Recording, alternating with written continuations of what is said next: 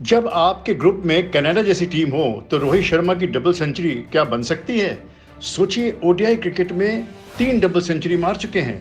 अब टी20 में भी एक डबल सेंचुरी अगर मार लें तो, और वो भी वर्ल्ड कप में। रोहित शर्मा जैसे ख्वाब तो ट्रेविस हेड का भी होगा।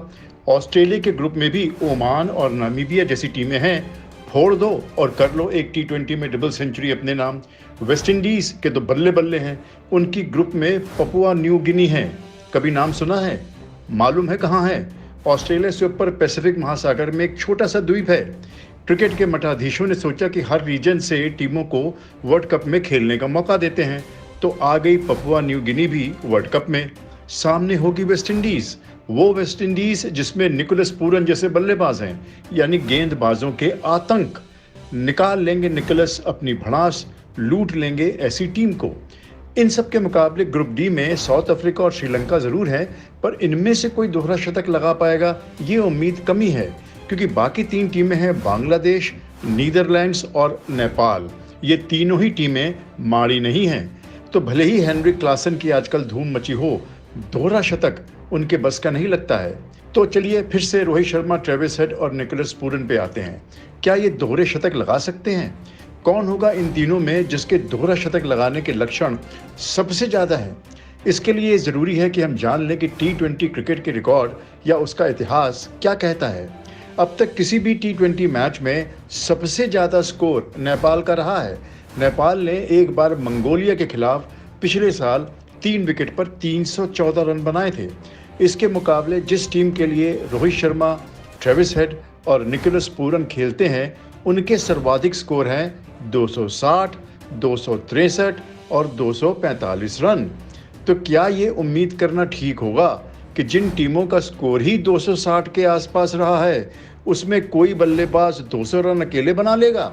आप कहेंगे कि भाई पहले तो नहीं लगा, लेकिन इसका मतलब ये तो नहीं है कि आगे भी नहीं लगेगा। जब आईपीएल जैसी मजबूत टीमों के खिलाफ आजकल 277 रन बन रहे हैं, तो कनाडा और पपुआ न्यू गिनी की तो टीमें लूटी जा ही सकती हैं ना। तो ऐसे में ये भी जानना जरूरी हो जाता है कि अब तक टी20 के इतिहास में सबसे बड़ा व्यक्तिगत स्कोर किसका रहा है। अब तक टी20 क्रिकेट में सबसे ज्यादा रन अगर किसी बल्लेबाज ने एक पारी में बनाए हैं तो वो क्रिस गेल हैं। उन्होंने एक बार आईपीएल में 175 रन ठोके थे, पर वो आईपीएल था, एक घरेलू टूर्नामेंट। विश्व कप में हाईएस्ट स्कोर किसका रहा है? तो टी20 वर्ल्ड कप में अब तक सबसे ज्यादा रन एक पारी में ब्रेंडन मैकलम ने बनाए हैं। न्यूजीलैंड के इस बैट्समैन ने बांग्लादेश के खिलाफ 2012 के वर्ल्ड कप में 123 रन बनाए थे।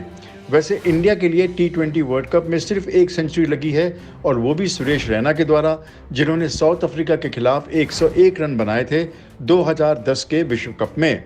विराट कोहली ने एक बार 89 रन बनाए थे, और रोहित शर्मा का सर्वाधिक स्कोर, चौंकेगा मत, सिर्फ 65 रनों का है। तो आपको लगता है कि वो रोहित शर्मा जिनका हाईएस्ट स्कोर 65 है, वो दोहरा शतक लगा सकते हैं, या ये काम निकोलस पूरन या ट्रेविस हेड अंजाम दे सकते हैं? तो इस मसले को एक दूसरी तरह से देखिए। टी20 क्रिकेट में एक टीम को मिलते हैं 120 गेंदें। अगर आप 200 के स्ट्राइक रेट से भी रन बनाते हैं तो आपको कम से कम 100 गेंदें तो खेलनी पड़ेंगी, जो असंभव है। आपको 100 गेंदें एक टी20 की पारी में खेलने को मिले, ये हो ही नहीं सकता। चलिए अगर हम ये मान लें कि कोई बैट्समैन 300 के स्ट्राइक रेट से बैटिंग करे, जो संभव है कमजोर टीमों के खिलाफ, तो उसे कम से कम 70 गेंदें तो खेलनी पड़ेंगी। ये संभव है। तो अगर रोहित शर्मा, ट्रेविस हेड या निकोलस पूरन 300 के स्ट्राइक रेट से बैटिंग करें और कम से कम 70 गेंदें खेलें, तो 200 रन बन सकते हैं। क्या ये संभव है? क्रिकेट आशिक को लगता है कि ये संभव है। आजकल टीमें जिस रफ्तार से बैटिंग करती हैं, अगर कोई चिपक गया, किसी का दिन हुआ, तो वो ये कारनामा अंजाम दे सकता है। देखना यह है कि अगर ये कारनामा अंजाम होता है तो इन तीनों में से कौन होगा, या इन तीनों के अलावा कोई और भी है जो ये हैरत अंगेज कारनामा कर सकता है।